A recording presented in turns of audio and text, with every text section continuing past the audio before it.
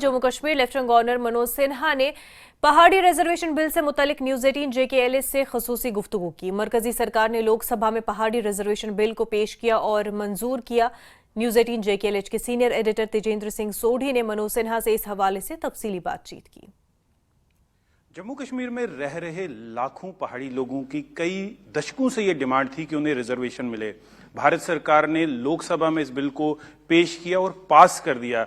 इस सिलसिले में हमारे साथ बात करने के लिए जम्मू के उपराज्यपाल श्री मनोज सिन्हा जी हैं। सर, न्यूज 18 JKLS से बात करने के लिए बहुत बहुत धन्यवाद। बिल को लोकसभा में पास कर लिया गया है, राज्यसभा में लाना बाकी है, कैसे देखते हैं सर इसे?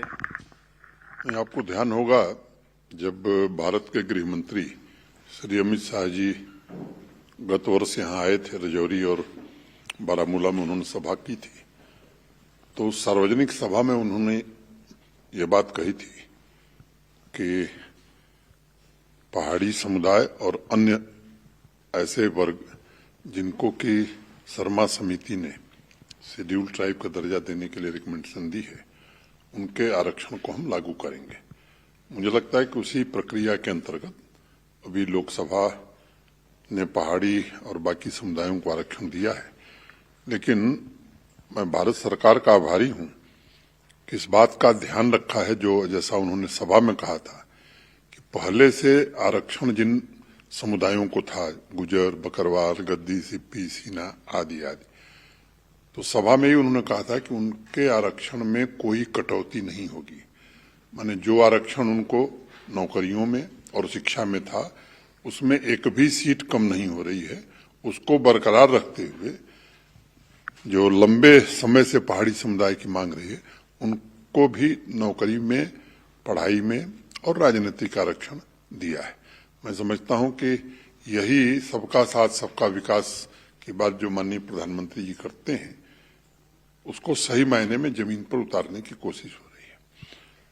दूसरी बात मैं आपके माध्यम से जरूर कहना चाहूंगा कि सामान्य रूप से जिन लोगों को पहले से अनुसूचित जनजाति या शेड्यूल ट्राइब का दर्जा था, उनके लिए जम्मू कश्मीर में काम भी वास्तव में 5 अगस्त 2019 के बाद शुरू हुआ। देश की संसद ने फॉरेस्ट राइट एक्ट बहुत पहले पारित किया था। देश के बाकी राज्यों में फॉरेस्ट राइट एक्ट आदिवासी समुदाय को दे दिया गया था, लेकिन यहां जम्मू कश्मीर में अभी 4 साल पहले दिया गया है। आजादी के बाद से और 4 साल पहले तक कुल 26 हॉस्टल बनाए गए थे और पिछले 4 वर्षों में 8 हॉस्टल बना करके दे दिए गए। 25 नए हॉस्टलों का काम चल रहा है।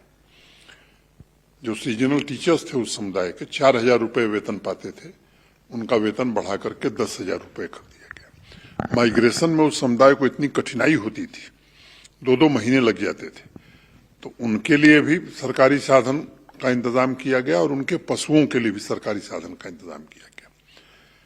4 साल पहले यहाँ उनके स्वास्थ्य को लेकर के माइग्रेटरी पॉपुलेशन में कोई इंतजाम नहीं था, तो सचल चिकित्सालय उनके लिए भी और उनके पशुओं के लिए भी मोबाइल वेटनरी क्लिनिक का इंतजाम पिछले 4 वर्षों में मोदी जी के कार्यकाल में हुआ है।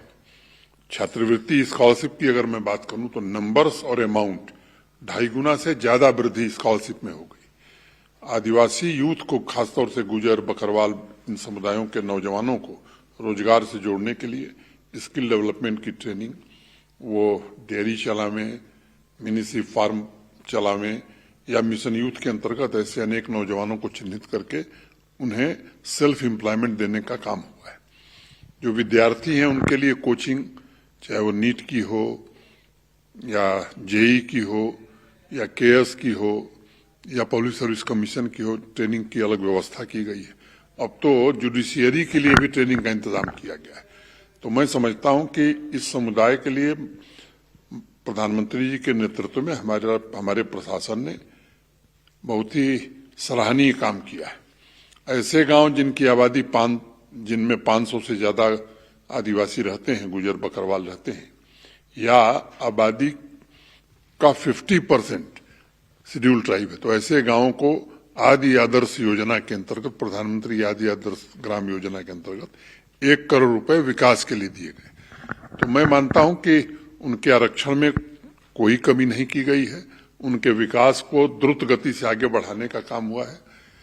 कुछ लोग राजनीतिक रोटियां सेकना चाहते हैं, जिन्होंने न गुजर बकरवालों का कभी भला किया, न पहाड़ियों का कभी भला किया। ये बांटो और राज करो, ये उन लोगों की नीति रही है, वही कोशिश कर रहे हैं। मैं सभी गुजर बकरवाल गद्दी सिप्पी आप तक जिनको ये हक हासिल था शेड्यूल ट्राइब का, ऐसे सभी लोगों से मैं आग्रह करना चाहता हूं, किसी के बहकावे में आने की जरूरत नहीं है। देश में जो सरकार है मोदी जी के नेतृत्व में, आपके हितों, आपके विकास का पूरी तरह से ख्याल रखा जाएगा। और मैं समझता हूं कि जिस गति से पिछले 4 वर्षों में उनके काम हुए हैं, आने वाले समय में उस गति को और हम तेज करेंगे। सर, जिस तरह आपने कहा कि जिन लोगों की एग्जिस्टिंग अभी चल रही रिजर्वेशन थी, जिसमें ज्यादातर गुज्जर लोग हैं, उन्हें में एक अफवाह फैलाई जा रही है कि इस रिजर्वेशन से अगर पहाड़ियों को रिजर्वेशन दी जाएगी, ये जो बिल अभी लोकसभा में पास हुआ, जब राज्यसभा में पास होगा, एक लॉ बन जाएगा, तो उनकी जो रिजर्वेशन है उस पर इफेक्ट पड़ेगा। तो उनके लिए सर क्या कहना चाहेंगे आप? बड़ी जिम्मेदारी से बात कहना चाहता हूं कि गुजर बकरवाल या बाकी जो समुदाय के लोग अभी तक शेड्यूल ट्राइब का दर्जा जिन्हें प्राप्त है, जितना प्रतिशत आरक्षण है उसमें 0.01% की भी कटौती नहीं होगी।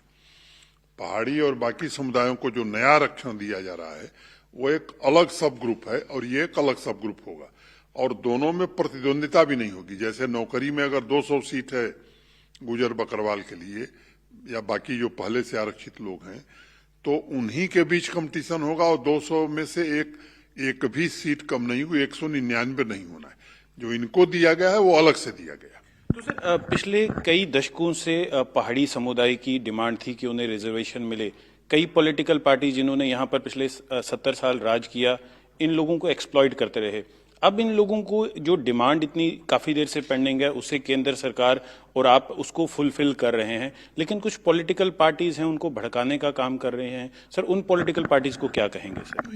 ये सच है कि यहाँ का पहाड़ी समुदाय लंबे समय से इसके लिए आंदोलनरत था, प्रयत्न कर रहा था, और माननीय प्रधानमंत्री जी ने उनकी आकांक्षाओं और अपेक्षाओं को इस आरक्षण विधेयक से पूरा किया है, जो लोकसभा से पारित हो गया, राज्यसभा भी पारित कर लेगी।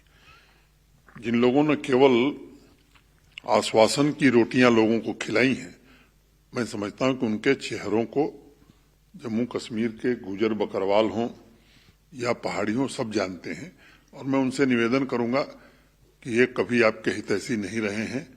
ये आपस में झगड़ा करा करके अपने राजनीतिक स्वार्थ की रोटियां सेकना चाहते हैं कुछ लोग, इसमें फंसने की जरूरत नहीं है। सर, ये जो पहाड़ी समुदाय है काफी दूर दराज के इलाकों में रहता है, कई फैसिलिटीज की एक्सेस नहीं है उन्हें। अब इस रिजर्वेशन से उन लोगों को क्या क्या फायदा होगा सर? नहीं, स्वाभाविक रूप से एक तो माने इनको नौकरियां मिलेंगी, एजुकेशन में आरक्षण मिल जाएगा, प्रोफेशनल कोर्सेज में, पॉलिटिकल रिजर्वेशन भी इनको मिलेगा। जो बड़ी बात होगी, जिन योजनाओं का जिक्र मैं कर रहा था, जो गुजर बकरवाल और बाकी समुदाय के लोगों को मिल रहा था, ये योजनाएं अब उन समुदाय को भी, पहाड़ी लोगों को भी मिलेंगी। उनके लिए भी स्किल डेवलपमेंट की ट्रेनिंग होगी, इंटरप्रेन्योरशिप का प्रोग्राम उनके लिए भी चलाया जाएगा, उनको भी स्कॉलरशिप मिलेगी, उनके लिए भी छात्रावास बनेंगे। आदि आदर्श ग्राम योजना में उनके गांव में भी, जहां उनकी आबादी 500 या 50% से ज्यादा होगी, 1 करोड़ रुपए अलग से ट्राइबल प्लान में मिलेगा, तो निश्चित रूप से विकास होगा। बिजली, पीने का पानी, स्वास्थ्य, इन सभी चिंताओं का समाधान ट्राइबल प्लान के अंतर्गत किया जाएगा। सर, एक आखिरी सवाल पूछूंगा आपसे, जो लोग पुंछ राजौरी में इस इशू को लेकर प्रोटेस्ट कर रहे हैं, उन्हें क्या कहेंगे सर? मैं उनसे यही अनुरोध करूंगा कि आप किसी के बहकावे में न आइए और आपके विकास को पिछले 4 वर्षों में गति देने का हम लोगों ने काम किया है, और आगे और तेज गति से आपके विकास को आगे बढ़ाएंगे। ये कुछ लोग हैं जो आपको गुमराह कर रहे हैं, उनके बहकावे में मत आइए। आपके हित के साथ कोई छेड़छाड़ नहीं हुई है, और मैं आपको भरोसा देता हूं कि कोई छेड़छाड़ और कोई कमी नहीं होगी। सर, न्यूज़ 18 से बात करने के लिए बहुत बहुत धन्यवाद। न्यूज़ 18 के लिए मैं तेजिंदर सिंह सोढ़ी।